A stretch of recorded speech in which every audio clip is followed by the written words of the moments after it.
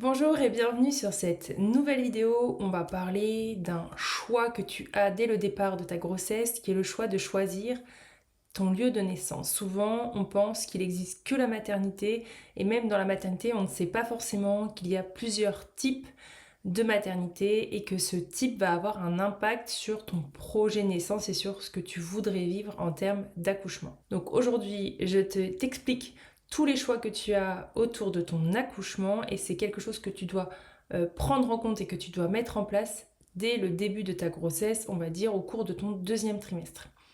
Allez, c'est parti. Donc quels sont tes choix de naissance et d'accouchement lorsque tu attends un bébé? En premier lieu, je vais te détailler tous tes choix et ensuite on reviendra plus spécifiquement sur les maternités. Déjà, sache que tu peux accoucher où tu veux, qu'en France, il n'est pas interdit d'accoucher chez toi, toute seule, sans personne autour de toi. Ce n'est pas interdit, ça s'appelle l'ANA, l'accouchement non assisté, ou l'ELA, l'enfantement libre et autonome. C'est un type d'accouchement qui doit être respecté par le personnel de santé puisque rien ne dit dans les textes, rien ne dit dans la loi que c'est interdit. En revanche, il est vrai que d'avoir un suivi de grossesse, de s'assurer que tout va bien et d'avoir quand même une maternité, de s'être inscrite dans une maternité quand même, c'est important pour ton suivi, pour ton bien-être à toi et à ton bébé. Je ne dis pas que ce choix est mieux qu'un autre, je dis juste que ça existe. Je n'ai pas d'opinion par rapport à l'un ou par rapport à l'autre. Je te dis juste que le fait d'accoucher chez toi toute seule, on a l'impression que c'est interdit parce qu'on voit surtout des gros titres dans les journaux qui disent attention warning, une femme un peu folle a accouché chez elle, alors que les autorités s'en sont mêlées. Les autorités s'en mêlent, des parents sont suivis pour ça, mais souvent c'est des parents qui n'ont pas fait des accompagnements, par exemple, qui n'ont pas été à la maternité, qui n'ont pas fait les échographies de contrôle, etc. Donc souvent il y a quand même un contexte, mais dans tous les cas, peu importe ta raison, peu importe pourquoi, etc., mais renseigne-toi, parle-en même à ta sage-femme qui t'accompagne pour ta grossesse. En tout cas, je t'assure que l'accouchement à domicile n'est pas interdit par la loi française et que c'est un choix que tu as le droit aussi de regarder. C'est un choix que tu as le droit de prendre en compte, en tout cas, dans la décision que tu vas avoir pour la naissance de ton enfant. Le deuxième option, c'est l'accouchement à domicile avec une sage-femme. Donc ça s'appelle l'AAD, accouchement à domicile. Cette fois-ci, tu accouches à la maison, mais tu as un accompagnement global par une sage-femme AAD. Donc c'est une sage-femme qui est à son compte, qui est libérale et qui va te proposer un accompagnement global, c'est-à-dire qu'elle va te suivre tout le long de ta grossesse, te préparer à l'accouchement, être présente le jour de ton accouchement et venir après ton accouchement.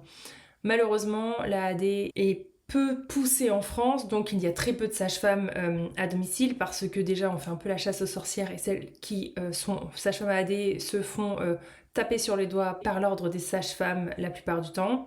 Et en plus, elles sont mal assurées parce que les assurances coûtent très cher. Donc ces deux choses mis bout à bout fait que peu de sages-femmes AAD aujourd'hui proposent leurs services malheureusement en France, alors que dans d'autres pays, c'est quelque chose qui est complètement classique et anodin d'avoir des sages-femmes qui t'accompagnent dans ton lieu de vie pour donner naissance à ton bébé.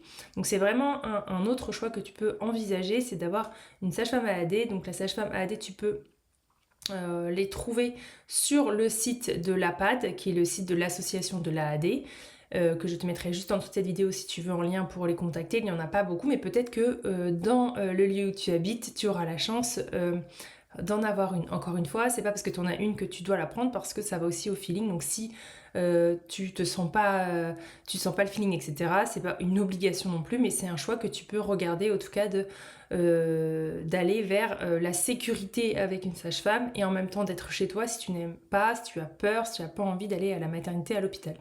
C'est un choix qui se regarde. En tout cas, c'est pareil, ça se regarde assez tôt dans la naissance parce que comme elles sont pas nombreuses, elles peuvent pas prendre 10 millions de femmes en même temps. C'est un accompagnement global, il faut qu'elles soient présentes, etc. Donc c'est vraiment voilà, c'est la première arrivée qui aura le droit d'avoir cet accompagnement. Donc je t'invite vraiment à les contacter au plus tôt possible pour qu'elles puissent t'accompagner correctement. L'autre choix que tu as, c'est d'aller accoucher en plateau technique. Un plateau technique, c'est en fait une salle d'accouchement qui est dans une structure hospitalière, une maternité, mais qui est louée par une sage-femme libérale. Donc c'est un peu comme l'AAD, en fait c'est une sage-femme AAD, mais au lieu de te suivre pour ton accouchement chez toi, elle viendra en plateau technique et toi aussi tu iras en plateau technique.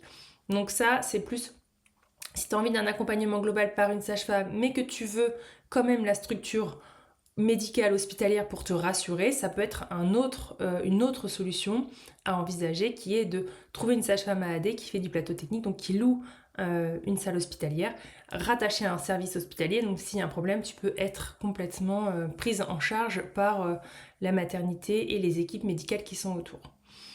Ensuite, tu as l'option de la maison de naissance.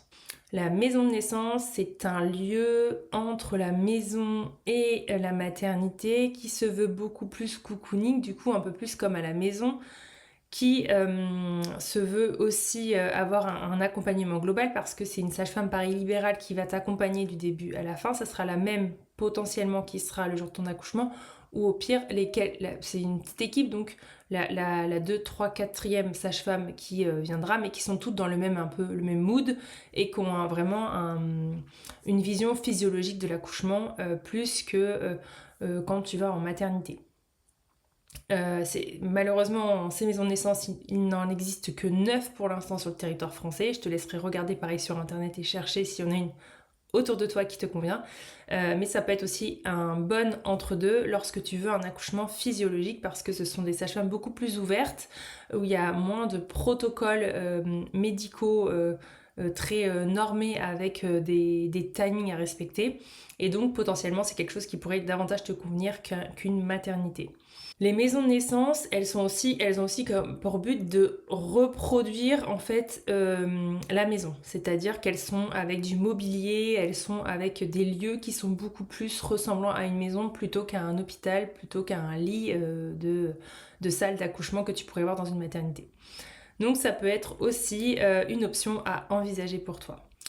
Ensuite, il y a donc le dernier pôle de choix qui est la maternité, la clinique, le CHU, qui là est donc plus médicalisé, qui est rattaché à des protocoles, à des normes et surtout à un service en flux tendu, c'est-à-dire qu'il y a très peu de sages-femmes pour toutes les femmes enceintes qui accouchent, et encore plus aujourd'hui quand on sait que le service public est quand même en difficulté au niveau des praticiens, donc il est vrai que voilà, tu sais que si tu vas à la maternité, tu n'auras pas la sage-femme que tu auras pour toi, tu n'auras pas d'accompagnement global et tu auras des rendez-vous avec une sage-femme à la maternité, mais ce sera pas elle qui sera le jour de ton accouchement et ensuite tu auras un gynécologue que tu ne connais pas non plus ou une gynécologue que tu ne connais pas qui sera aussi présente le jour de ton accouchement.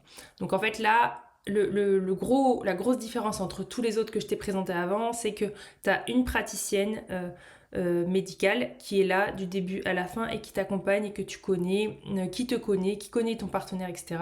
Alors qu'à la maternité, potentiellement, peut-être que tu tomberas par chance sur la personne qui te suit. Certaines maternités privées te proposent que ton gynécologue qui te suit, ta gynécologue qui te suit, il sera présent le jour de ton accouchement.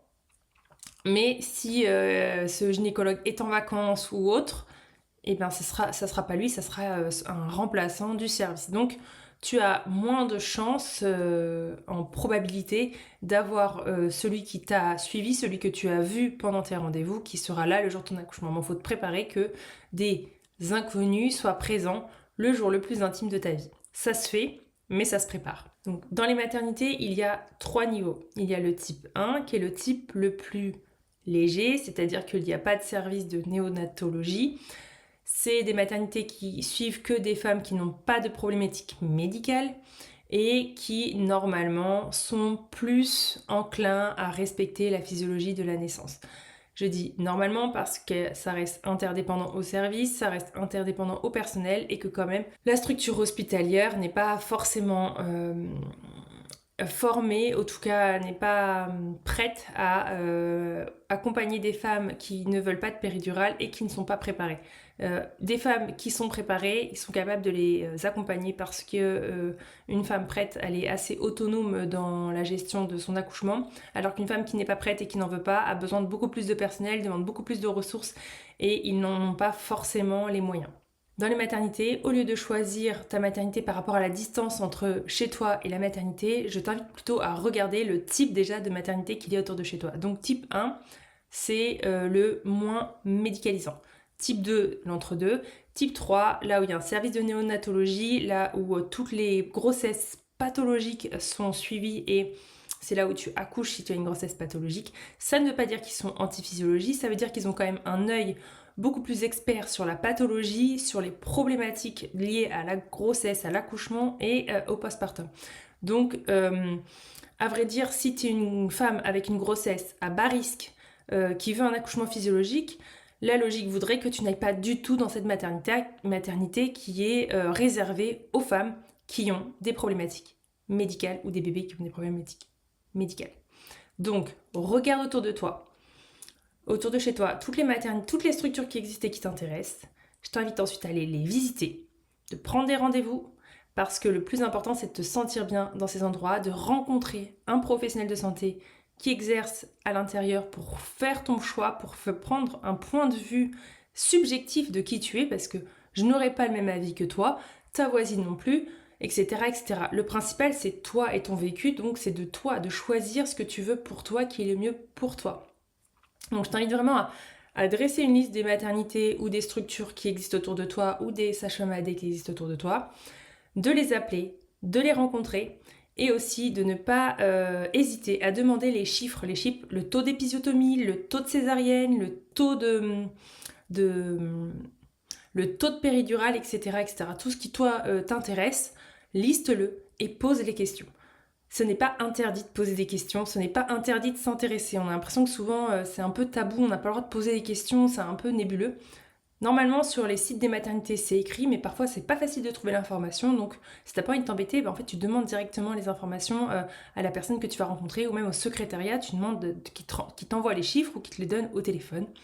En tout cas, je t'invite vraiment à te renseigner, à t'informer et à t'intéresser parce que en fait, on a l'impression que ce lieu, il nous intéresse pas jusqu'à la fin, mais c'est quand même le lieu où tu vas donner la naissance à ton bébé, donc potentiellement c'est là où tu vas quand même accoucher et donner la vie, et en plus c'est l'endroit où tu vas y rester quelques jours aussi en postpartum, donc c'est l'endroit où tu vas faire tes premiers pas de maman si c'est ton premier bébé, mais même les premiers pas avec ton nouveau bébé, même si c'est son deuxième, troisième, quatrième.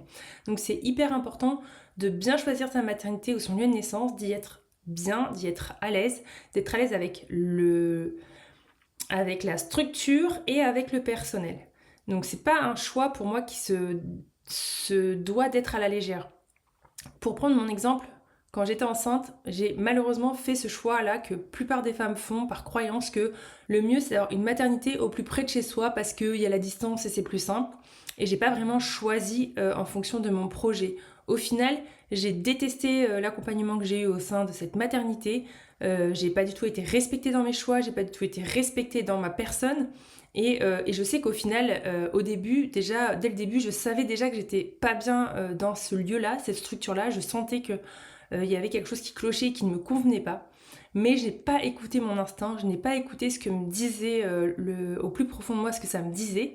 Et au final, le jour où tu accouches, tout ce que tu ressens au plus profond de toi, même si tu veux le cacher ou même si tu veux le mettre de côté, ça ressort fortement. Donc si tu as des peurs que tu les caches, ça ressortira. Si tu n'aimes pas ton lieu, mais que tu te le caches, ça va ressortir le jour de ton accouchement et ça va créer de l'anxiété, ça va créer des choses qui ne sont vraiment pas cool pour ton accouchement. Donc vraiment, je t'invite à dresser la liste, rencontrer, poser des questions et faire ton choix en conscience parce que plus tu es consciente de tout ce qui se passe et plus c'est toi qui décides qui t'entoure, qui t'accompagne et pourquoi, et bien plus tu vas déjà mettre des bonnes bases sur un accouchement physiologique et plus tu pourras lâcher prise sur le reste. En fait, tu vas déjà bien border tout ce que tu peux pour que ensuite tu puisses bouger dans ces lignes-là et vraiment te laisser porté par l'accouchement, par ce que tu dois vivre le jour de ton accouchement. J'espère que cette vidéo t'a plu, elle était un petit peu longue et un petit peu chargée, mais j'espère que toutes ces informations vont t'aider à vraiment faire un choix en conscience et de surtout t'enlever de la tête que tu as juste à choisir en fonction de la distance entre chez toi et la maternité. Tu peux prendre une maternité qui a plus de 30 minutes de chez toi, c'est ok. C'est complètement ok. Le principal, c'est d'y être bien. Donc voilà, je t'invite vraiment à choisir, même de choisir des choix qui ne sont pas ceux de la plupart des gens, mais qui sont tout aussi bien, comme l'AAD, comme les maisons de naissance, etc., etc. Envisage tous les choix, pose-toi et vois ce que ça te fait quand tu penses à un choix. Et si ce choix-là, inconsciemment sans réfléchir, t'appelle, renseigne-toi. Je te dis à très vite. N'oublie pas d'allumer la petite cloche pour que tu puisses être informé de toutes les vidéos qui sortent toutes les semaines. Tu peux aussi me contacter sur Instagram. Je te laisse aussi le lien de mon compte juste en dessous et je te dis à bientôt.